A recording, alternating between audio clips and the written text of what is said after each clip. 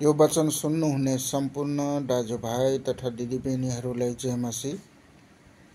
आउनुहोस् आज हामी भजन सङ्ग्रह 101 हेर्नेछौँ र म तपाईहरूको निम्ति पढिदिनेछु। यहाँ यसरी लेखेको छ, म तपाईको प्रेम न्यायको गीत गाउनेछु।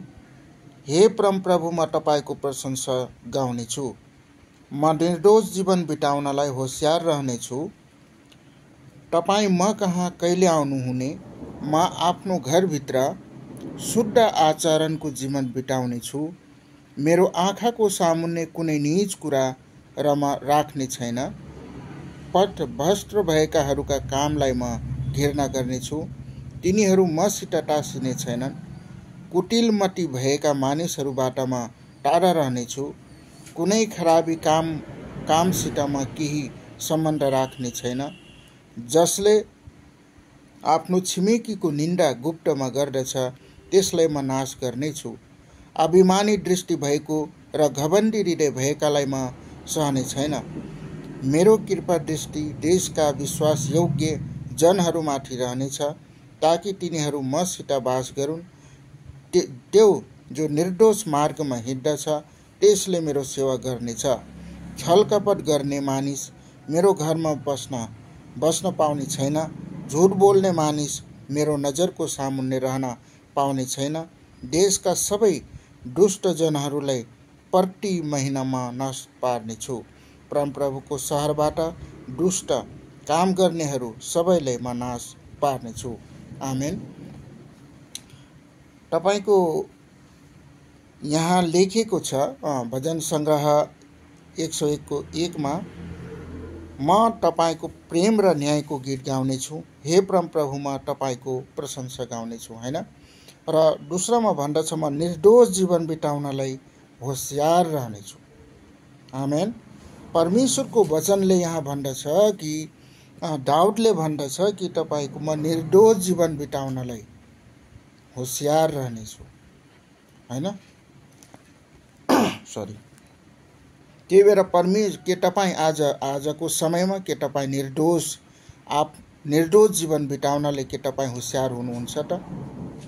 यो कुरा हामी विश्वासीहरूले बुझ्नुपर्ने कुराहरू हुन्छ। प्रतिदिन होशियार रहने, आफूलाई शुद्ध राख्न खोज्ने र परमेश्वरको योग्य आफूलाई बनाउन खोज्ने के तपाईँ तयार हुनुहुन्छ? यहाँ परमेश्वरको वचन दाउदले भन्दछ कि म निर्दोष जीवन बिताउनलाई होशियार रहनेछु भनेर भन्दछ। र अर्को तपाईँ पढ्नुभयो भने यसरी लेखेको छ, मेरो आँखाको सामुन्ने कुनै नीच, 3 मा यहाँ यसरी लेखेको छ, मेरो आँखाको सामुन्ने कुनै नीच कुरामा राख्ने छैन।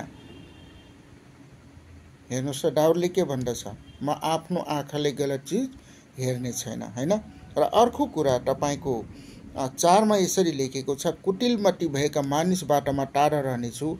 कुनै खराबी काम मसित केही सम्बन्ध राख्ने छैन। मतलब कुटिलमती गलत सोच मानिसहरूदेखि म के गर्नेछु? टाढा रहनेछु। तिनीहरूसँग धेरै टाढा रहनेछु भनेर दाउदले भन्दछ। 5 मा यसरी लेखेको छ, जसले आफ्नो छिमेकीको निन्दा गुप्तमा गर्छ, त्यसलाई म नाश गर्नेछु।